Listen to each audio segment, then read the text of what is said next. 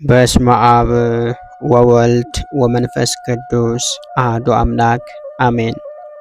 በመጀመሪያም በክርስቶስ ክርስቲያን በወልድ ውሉድ በመንፈስ ቅዱስ መንፈሳውያን የተሰኛችሁ የክርስቶስ ቤተሰቦች የእናታችን የእመቤታችን የቅድስት ድንግል ማርያም የአስራት ያደራ ልጆች እስከ ሞት ድረስ በወደደንና ባፈቀረን በጌታችንና በአምላካችን በመድኃኒታችን በኢየሱስ ክርስቶስ ፍጹም የሰላምታ ቃል ሰላም እላችኋለሁ። እንደምን ሰነበታችሁ? አሚን። የጌታችንና የአምላካችን የመድኃኒታችን የኢየሱስ ክርስቶስ ስሙ ከአጽናፈ ዓለም እስከ አጽናፈ ዓለም ከፀሐይ መውጫ እስከ ፀሐይ መግቢያ ድረስ የከበረና የተመሰገነ ይሆነልን። እንዲሁም አትለየውምና እናቱ እናታችን እመቤታችን ቅድስት ድንግል ማርያም ስሟ የከበረና የተመሰገነ ይሆነልን። ቅዱሳን መላእክት፣ ቅዱሳን ጻድቃን፣ ቅዱሳን ሰማዕታት እግዚአብሔር ያከበራቸው ሁሉ እንደየክብራቸውና እንደየሞገሳቸው የተመሰገኑና የተከበሩ ይሆነልን። እንዲሁም የተወደዳችሁና የተከበራችሁ የሰንበት ሚዲያ የዩቲዩብ ቻናል ተከታታዮች ሁላችሁም በያላችሁበት የዓለም ክፍል የእግዚአብሔር አምላክ ሰላምና ፍቅር ከእናንተ ጋር ይሁን። ይህንን መርሃ ግብር በየሥራ ቦታችሁ በየመኖሪያ ቤታችሁ ሆናችሁ በእምነት የምታደምጡ የቅዱሳኑ ረድኤትና በረከት ከእናንተ ጋር ነው። እንዲሁም ከጠላታችን ከዲያብሎስ እስራት እንፈታለን፣ ከያዘንም ደዌ እንድናለን። ሁላችሁም የሰንበት ሚዲያ ዩቲዩብ ቻናል ተከታታዮች በሀገር ውስጥም በሀገር ውጭም ያላችሁ ይህንን መንፈሳዊ ቻናል ሁልጊዜ በየዕለቱ ሰብስክራይብ፣ ላይክ፣ ሼር በማድረግ አገልግሎቱን እንድትደግፉና ያላችሁን ሐሳብና አስተያየት በኮመንት ስር እንድታስቀምጡልን እንጠይቃለን። እንዲሁም የየዕለቱን መርሃ ግብሮች ሁልጊዜ በዚህ ቻናል ስለምንለቅ መርሃ ግብሮቹን በቻናላችን በመግባት እንድትከታተሉ ስንል በአክብሮት እንጋብዛለን። በድጋሚ እግዚአብሔር አምላክ ሰላምና ፍቅር ከእናንተ ጋር ይሁን። እንኳን በኅዳር 6 ቀን ታስበውና ተከብረው ለሚውሉ ለቅዱሳን በዓላት ክብርት እመቤታችን ከተወደደ ልጇ ጋር ደብረ ቁስቋም ገብተው ካገኛቸው ድካም ያረፉበት የአረጋዊ ዮሴፍ፣ የቅድስት ሶሎሜ፣ የአባ ጽጌ ድንግል መታሰቢያ በዓላቸው፣ የሮሜ አገር ሊቀ ጳጳሳት ቅዱስ ፊሊክስ የዕረፍቱ መታሰቢያ በዓል በሰላም አደረሳችሁ አደረሰን። ደብረ ቁስቋም ኅዳር 6 በዚች ዕለት ክብርት እመቤታችን ቅድስት ድንግል ማርያም ከተወደደ ልጇ ጋር ከስደት በሚመለሱበት ጊዜ ደብረ ቁስቋም ገብተው ካገኛቸው ድካም አረፉ። አምላክን የወለደች በድንጋሌ ሥጋ በድንጋሌ ነፍስ የጸናች ክብርት እመቤታችን ከስደት በተመለሰች ጊዜ እንዲህ ሆነ። የብርሃን እናቱ ክብርት እመቤታችን ቅድስት ድንግል ማርያም ልጇን ይዛ ከእነ ዮሴፍ ጋር ወደ ምድረ ግብፅ ስትሰደድ ግብፅ ደርሰው በዚያ ቢቀመጡ ግብፅ አልተመቻቸውም። ሕዝቡም በሰላም አልተቀበላቸውም ነበር። እንዲያውም በምድረ ግብፅ ብዙ ተሰቃይተዋል እንጂ። ከግብፅ ተነስተው ወደ ኢትዮጵያ በመጡ ጊዜ ግን የኢትዮጵያ ሕዝብ ሁሉ በሰላምና በፍቅር ተቀበላቸው። ከመንገዱና ከረሃቡ ከጥሙ ጽናት የተነሳ እጅግ ደክማለችና የኢትዮጵያ ሰዎች እመቤታችንን አይተው እጅግ አዘኑላት። ይህችስ የነገሥታት ዘር ትመስላለች፣ ነገር ግን አንዳች ችግር አጋጥሟት ተሰዳ ወደ ሀገራችን መጥታለች አሉ። እንክብካቤንም አደረጓላት። እግራቸውንም አጥበው በክብር ባረፊያዎች ላይ አሳረፏት። መልካም መስተንግዶም አደረጉላቸው። እመቤታችንም ከድካሟ ካረፈች በኋላ ሀገሪቱን በእጅግ ወደደቻትና የተወደደ ልጇን ይህንን ሀገርና ሕዝቧን በመላ ወድጀዋለሁና በዚህ እስከ መጨረሻው እንኑር አለችው። ጌታችንም ክብርት እናቱን ይቺ ቅድስት ሀገር ናት አላት። በኋለኛው ዘመን የቅዱሳን መነኩሳት ቦታ ትሆናለች፣ በውስጧም እስከ ዓለም ፍጻሜ ድረስ እመሰገንባታለሁ፣ የአንቺም ስም ሳይጠራ አይውልባትም አላት። ከዚህ በኋላ ጌታችን ደመና ጠቅሶ በእርሷ ላይ ተቀመጠ። መልአኩ ቅዱስ ዑራኤልም መጣና እየመራቸው መላ ኢትዮጵያን ጎበኟት። እመቤታችንም ሀገሪቱንና ሕዝቦቿን ወዳቸዋለች፣ ደስም ተሰኝታባቸዋለችና ጌታችንም ለክብርት እናቱ ይህችን ቅድስት ሀገር አስራት አድርጌ ሰጠሁሽ አላት።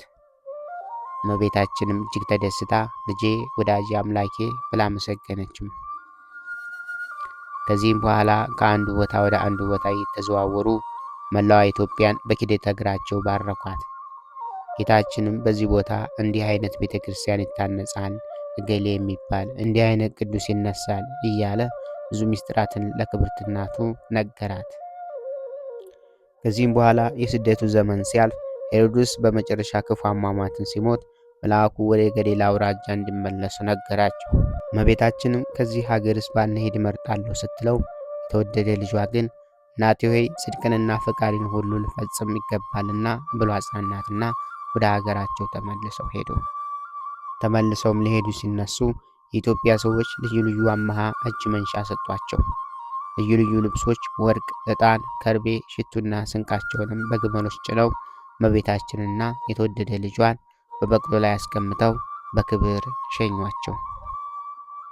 እመቤታችንም ቅድስት ድንግል ማርያም ልጇን ታቅፋ በበቅሎ ተቀምጣ በበረሃው በመጓዝ ወደ መጣችበት ሀገር ሄደች። ኢትዮጵያውያን የሰጧትንም ብዙ እጅ መንሻዎች በግመሎች ጭና ይዛ ወደ ሀገሯ በተመለሰች ጊዜ ከአንድ ባህር ዳር ደረሰች። ከዚያም የጀልባውን ባለቤት እግዚአብሔርን ስለመውደድ አሻግረኝ ብላ ለመነችው። ባለጀልባውም እነሆ ዕቃ የተጫኑ 5 ግመሎች ከአንቺ ጋር ከዚህ ሕፃን ጋር ጭምር 5 ሰዎች እመለከታለሁ። አንቺ የተቀመጥሽባት በቅሎም አለች። ጀልባዋም ታናሽ ናት። የመቀመጫ ክፍሏም በውስጧ የተሳፈሩትም ሰዎች ተጨናንቀው ነው ያሉት። ስለዚህ እንዴት ላሻግርሽ እችላለሁ አላት። ነገር ግን እመቤቴ ሆይ ይቅርታ አድርጊልኝ፣ ይህንም በክፋት አላደረኩትምና አላት። ክብርት እመቤታችንም የጀልባው ባለቤት ሊያሻግራት እንዳልቻለ በተረዳች ጊዜ ልጅ ሆይ የእግዚአብሔር ልጅ እንደመሆነ ይህንን ትልቅ ወንዝ ለመሻገር የአምላክነትን ሥራ ትሠራ ዘንድ እለምንሃለሁ ስትል ማለደችው። ያን ጊዜም ጌታችን መድኃኒታችን ኢየሱስ ክርስቶስ ክብርት እናታችን የወለድሽኝ እናቴ ሆይ አትዘኝ ብሎ አረጋጋት። ዳግመኛም በእኔ ፈቃድ፣ በአባቴ ፈቃድ፣ በመንፈስ ቅዱስ ፈቃድ ከአንቺ ሰው ሆኛለሁና ሰው መሆኔንም ከአባቴ በቀር መስተፈስሔ ከሚሆን ከመንፈስ ቅዱስም በቀር ያወቀ የለም አላት። ዳግመኛም በሕያዋንና በሙታን ለመፍረድ ለሁሉም እንደየሥራው ከፍለው ዘንድ እመጣለሁ አላት። ያችንም ሰዓት የሰማይ መላእክትም ቢሆኑ የአዳም ልጆች ቢሆኑም ከእኔና ከአባቴ ከመንፈስ ቅዱስ በቀር የሚያውቃት የለም አላት። ያን ጊዜም አመፅን ሁሉ የሚናገር አንደበት ሁሉ ይዘጋል ብሎ አባትሽ ዳዊት እንደተናገረ እከራከራለሁ የሚል አንደበት እንደ ዲዳ ምላሽ ያጣል አላት። ክብርት እመቤታችን ማርያምም ይህንን ሁሉ ምስጢር የተወደደ ልጇን የነገራትን ታስተውላው በልቧም ትጠብቀው ነበር። ጌታችንም አምላካችን መድኃኒታችን ኢየሱስ ክርስቶስም ለክብርት እናቱ ይህንን ከነገራት በኋላ ቀኝ እጁን ዘርግቶ ከወንዙ ማዶ ጢር በሚባል ተራራ ያሉትን ድንጋዮች ጠቀሳቸው። ያን ጊዜም እነዚህ ድንጋዮች እየተገለባበጡ መጥተው እንደ ጀልባ ሆነው በወራጅ ውሃ ላይ ተንሳፈፉ። ከዚያም እመቤታችንን ከሕፃኑ ጋር ከነ ቤተሰቧና ከነጓዟ አሻገሯት። እነዚህንም ድንጋዮች ያዩ ሰዎች ሁሉ እጅግ አድንቀው ብቻውን ድንቅ ተአምራትን ያደረገ እስራኤልን የፈጠረ እግዚአብሔር ይክበር ይመስገን፣ የጌትነቱም ስም የተመሰገነ ነው እያሉ አመሰገኑ። እነዚህም የተባረኩ ሰዎች ወንዙን ከተሻገሩ በኋላ በዚህ ሀገር ለ8 ቀን ተቀመጡ። ከዚህም በኋላ አምላክን የወለደች በድንጋሌ ሥጋ በድንጋሌ ነፍስ የጸናች ክብርት እመቤታችን ስላደረገላት መልካም ሥራ ሁሉ እግዚአብሔርን ፈጽማ እያመሰገነች ወደ አባቷ ወደ ዳዊት ሀገር ተመለሰች። ዳግመኛም በኋለኛው ዘመን ጌታችን በዚህ በደብረ ቁስቋም ቅዱሳን ሐዋርያቱን ሰበሰባቸውና ታቦትንና ቤተ ክርስቲያንን አክብሮ የቁርባን መሥዋዕትን ሰርቶ ቅዱስ ሥጋውንና ክቡር ደሙን ለወገኖቹ ሰጣቸው። ለዚህም ነገር የእስክንድርያ አገር ሊቀ ጳጳሳት ቅዱሳን አባቶቻችን ቄርሎስና ቴዎፍሎስ ምስክሮቹ ሆኑ። በዚህ ዕለት ታስበውና ተከብረው የሚውሉ ሌሎቹ ቅዱሳን አባቶችና እናቶቻችን አረጋዊ ቅዱስ ዮሴፍና ቅድስት ሰሎሜ ናቸው። ዳግመኛ በዚህ ቀን የአረጋዊ ቅዱስ ዮሴፍና የቅድስት ሰሎሜም መታሰቢያ በዓላቸው ነው። አረጋዊ ቅዱስ ዮሴፍ መልካም ሽምግልና የነበረው የእመቤታችን የቅድስት ድንግል ማርያም እጮኛዋ ድካሟን ለመሳተፍ ክብር ይግባውና ለጌታችን ማሳዳጊው ለመሆን የተገባው መታሰቢያ በዓሉ ነው። እርሱም እመቤታችንን በእርሱ ዘንድ ካስጠበቋት ጀምሮ በሁሉ ነገር ያገለግላት ነበር። በመከራዋም ሁሉ አልተለያትም። በወለደችም ጊዜ በቤተልሔም ከእርሷ ጋር ነበረ። ወደ ግብፅም በተሰደደች ጊዜ ከእርሷ ጋር ብዙ መከራ ደረሰበት። ከዚህም ዓለም የሚለይበት ጊዜ በደረሰ ጊዜ ወንዶችና ሴቶች ልጆቹንም ተሰናበታቸው። እጆቹንም ጠርቶ ዘርግቶ ነፍሱን በእግዚአብሔር እጅ ሰጠ፣ የዘላለምንም ሕይወት ወረሰ። ባረፈበት ጊዜ ጌታችን ወደ እርሱ መጥቶ እጆቹን በላዩ ላይ ጫነ። በሥጋውም መፍረስና መበስበስ እንዳያገኘው ኃይልን ሰጠው። በአባቱ በያዕቆብ መቃብር አኖሩት። ቅድስት ሰሎሜ አምላክን የወለደች የቅድስት ድንግል ማርያም የእመቤታችን የአክስቷ ልጅ መታሰቢያ በዓሏ ነው። እርሷም የማጣት ልጅ፣ የሌዊ ልጅ፣ የሚልኪ ልጅ፣ የካህን አሮን ልጅ ናት። ለማጣት 3 ሴቶች ልጆች አሉት። የታላቂቱ ስም ማርያም ነው። የሁለተኛይቱ ስም ሶፊያ፣ የሦስተኛይቱም ሐና ነው። ይቺም ማርያም ሶሎሜን ወለደቻት። ሶፊያም ኤልሳቤጥ ወለደቻት። ሐናም አምላክን የወለደች እመቤታችን ቅድስት ድንግል ማርያምን ወለደቻት።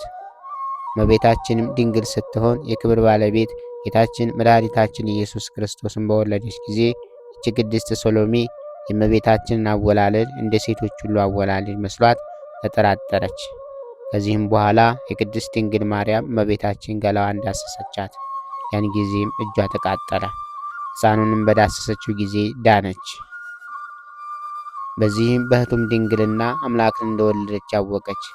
በተረገመ ሄሮድስ ፊት እመቤታችን በሸሸች ጊዜ ከዮሴፍ ጋር በመሆን አብራ በመሰደድ የእመቤታችንን ድካሟን ተካፈለች፣ አገለገለቻትም። ከስደት እስከተመለሱ ድረስ ሕፃኑን ታዝለዋለች። የምታጥብበትም ጊዜ አለ። መድኃኒታችን ሰው በሆነበት ወራት ሁሉ አልተለየችም። በመከራውም ቀን ከእመቤታችን ጋር ከከበሩ ሁሉ ሴቶች በትምህርቱ ወራት ከተከተሉት ጋራም እያለቀሰች ነበር። በተነሳበት ዕለት ወደ መቃብር ገስግሳ ከሐዋርያት ቀድማ ያየች እርሷ ናት። በ50ኛውም ቀን መንፈስ ቅዱስ በወረደ ጊዜ ከባልንጀሮቿ የከበሩ ሴቶች ጋር ሰማያዊ ሀብትን ተቀብላ በክብር ባለቤት መድኃኒታችን ስም ሰበከች፣ ብዙዎችንም አሳመነች። ከአይሁድ ብዙ ስድብና ሽሙጥ አገኛት። ከዚያም አረፈች። በዚህ ዕለት ታስቦና ተከብሮ የሚሆን ሌላው ቅዱስ አባታችን አባ ጽጌ ድንግል ዘወለቃ ነው። ጻድቁ አቡነ ጽጌ ድንግል በ14ኛው መቶ ክፍለ ዘመን የነበሩ ሊቅና ገዳማዊ አባት ናቸው። የዘር ሐረጋቸው ምንም ከቤተ እስራኤል እንደሚመዘዝ ቢታወቅም ኢትዮጵያዊ ናቸው። አስቀድመው አይሁዳዊ በመሆናቸው ኢየሱስ ክርስቶስንና ቅድስት ድንግል ማርያም እናቱን አያምኑም ነበር። የተማሩትም ብሉይ ኪዳንን ብቻ ነበር። በጊዜው ክርስቶስ አልተወለደም፣ ትክክለኛ እምነትም ይሁዲ ነው እያሉ ከክርስቲያኖች ጋር ይከራከሩ ነበር። አንድ ቀን ግን ከታላቁ ሊቅና ገዳማዊ አቡነ ዜና ማርቆስ ጋር ተገናኙ። ጻድቁን ስላልቻላቸው ተሸንፈው በክርስቶስ አመኑ። አቡነ ዜና ማርቆስም አስተምረው ክርስትና ሲያነሷቸው ሲያጠምቋቸው ጽጌ ድንግል አሏቸው። ሲመነኩሱም ጽጌ ብርሃን ተብለዋል። ቀጥለውም በጾምና በጸሎት ሲጋደሉ እመቤታችንንም ሲለምኑ ምስጢር ተገልጦላቸዋል። ይህም መብርሃንን ስዕል አድኅኖ በአበባ ተከባ በብርሃንም ተውጣ ተመለከቱ። በዚህም ምክንያቱም ዛሬ በጣፋጭነቱ የሚታወቀውን ማኅሌተ ጽጌን 150 አርኬ አድርገው ደረሱት። እስከ ዕለተ ዕረፍታቸውም እመቤታችንና ልጇን በገዳማቸው ወለቃ አካባቢ የሚገኝ ሲያመሰግኑ ኑረዋል። ጻድቁ ያረፉበት ጥቅምት 27 ሲሆን ዛሬ የቃል ኪዳን በዓላቸው ነው። በዚህ ዕለት ታስቦና ተከብሮ የሚውል ሌላው ቅዱስ አባታችን ቅዱስ አባ ፊሊክስ ነው። ዳግመኛ በዚህ ቀን የሮሜ ሀገር ሊቀ ጳጳሳት ቅዱስ አባ ፊሊክስ አረፈ። የዚህም ቅዱስ ወላጆቹ ክርስቲያኖች ናቸው። የቤተ ክርስቲያንንም ትምህርት አስተማሩት። የሮሜ ሊቀ ጳጳሳት አንስጣቴዎስም ዲቁና ሾመው። ደግሞ የሮሜ ሊቀ ጳጳሳት ዮስጦስም ጠባዩን የጽድቁንና የትሩፋቱን ደግነት አይቶ ቅስና ሾመው። ከእርሱ በፊት የነበረ ሊቀ ጳጳሳት አባ ዲዮናስዮስ ባረፈ ጊዜ ይህንን አባት ፊሊክስን መረጡት። በእግዚአብሔርም መልካም ፈቃድ በሮሜ ሀገር ላይ ሊቀ ጵጵስና ሾሙት። የክርስቶስንም መንጋዎች በመልካም ማጠባበቅ ጠበቀ። ትሩስ ቄሳርም ከሞተ በኋላ ቴዎድሮስ ቄሳር ነገሰ። እርሱም በምዕመናን ላይ ታላቅ መከራ አምጥቶ ጭንቅ በሆኑ ስቃዮች አሰቃያቸው። ብዙዎቹም በእርሱ እጅ በሰማዕትነት ሞቱ። ይህም አባት ከዚህ ከሃዲ ታላቅ መከራና ሐዘን ደረሰበት። ስለ እርሱም ወደ እግዚአብሔር ማለደ። ክብር ይግባውና ጌታችንና መድኃኒታችን ኢየሱስ ክርስቶስ ልመናውን ተቀብሎ ይህንን ከሃዲ በሁለተኛ ዘመነ መንግስቱ አጠፋው። ከዚህ በኋላ ከሃዲ ዲዮቅልጥያኖስ በነገሰ ጊዜ ክርስቲያኖችን አብዝቶ ማሰቃየትን ጀመረ። ይህም አባት ፊሊክስ የክርስቲያኖችን ስቃይ እንዲያይ ክብር ይግባውና ወደ እግዚአብሔር ጸለየ። በዲዮቅልጥያኖስም በመጀመሪያው ዘመነ መንግስቱ አረፈ። ይህ አባት ብዙዎች ድርሳናትንና ተግሳጾችን ደርሷል። ከእርሳቸውም ስለ ውግዘትና ስለ ቀናች ሃይማኖት የተመላለሱበት አለ። እንዲህም ለክርስቲያን ወገን እጅግ የሚጠቅሙ በጎዎች ናቸው። ህዳር 6 ቀን የሚከበሩ ዓመታዊ የቅዱሳን በዓላት፦ ቅድስት ደብረ ቁስቋም ወይም ሚጠታ ለማርያም፣ ቅድስት ዮሴፍ አረጋዊ፣ ቅድስት ሶሎሜ ብሩክት፣ ቅዱስ ቴዎሳ ወይም ወልደ ዮሴፍ፣ ቅዱስ ቴዎፍሎስ ሊቅ፣ አባ ጽጌ ድንግል ዘወለቃ፣ አባ ፊሊክስ ዘሮሜ ናቸው። ወርሃዊ የቅዱሳን በዓላት ደግሞ ቅድስት ደብረ ቁስቋም አባታችን አዳምና እናታችን ሔዋን፣ አባታችን ኖህና እናታችን ሀይከል፣ ቅዱስ ኤልያስ ነቢይ፣ ቅዱስ ባስልዮስ ዘቂሳርያ፣ ቅዱስ ዮሴፍ አረጋዊ፣ ቅድስት ሶሎሜ፣ አባ አርካስሉስ፣ አባ ጽጌ ድንግል፣ ቅድስት አርሴማ ድንግል ናቸው። ለእግዚአብሔር ምስጋና ይሁን። እኛንም ከስደቱ በረከት ያድለን፣ በቅዱሳንም ጸሎት ይማረን። በረከታቸውም ከኛ ጋር ትኖር ለዘለዓለሙ አሜን። ጌታ ሆይ ከብልጽግናቸው ብዛት የተነሳ ብዙ መባን ካገቡት ይልቅ የድሃይቱን አነስተኛ መባ እንደተቀበልክ ለሁል ጊዜ የሚያገለግልህን አላፍ መላእክት እያሳሰብኩ በችግሬ ጊዜ የማቀርብልህን ምስጋና ተቀበል። እናንተም ቅዱሳን ነቢያት፣ የወንጌል ሰባኪያን ሐዋርያት፣ ሰማዕታትና ጻድቃን፣ ትጉሃን መላእክት፣ ፍጹማን ደናግል እንዲሁም ደጋጎች መነኩሳት ወይ ልጅ አዋቂ ሳይለይ የምንሰበሰብበትን የጉባኤ ቦታ ባርኩ። ይህንን መጽሐፍት አዘጋጅቶ ብራና ዳምጦ የጻፈውና ያጻፈውን ከግዕዝ ወደ አማርኛ የተረጎመውን ቃለ ንባቡን በእርጋታ መንፈስና በተመስጦ ሕሊና ያዳመጠ በደለኛን ሁሉ የምታስምር የጌታ እናቱ በማርያም ጸሎት ኢየሱስ ክርስቶስ ሆይ በአንድነት ይማረን። ኢየሱስ ክርስቶስ ሆይ በአንድነት ይማረን። ኢየሱስ ክርስቶስ ሆይ በአንድነት ይማረን። ክብር ምስጋና ይሁን አንድ አምላክ ለሚሆን ለአብ ለወልድ ለመንፈስ ቅዱስ ስም እስከ ዘላለሙ አሜን። ወስብሐት ለእግዚአብሔር ወለወላዲቱ ድንግል ወለመስቀሉ ክቡር። ይቆየን።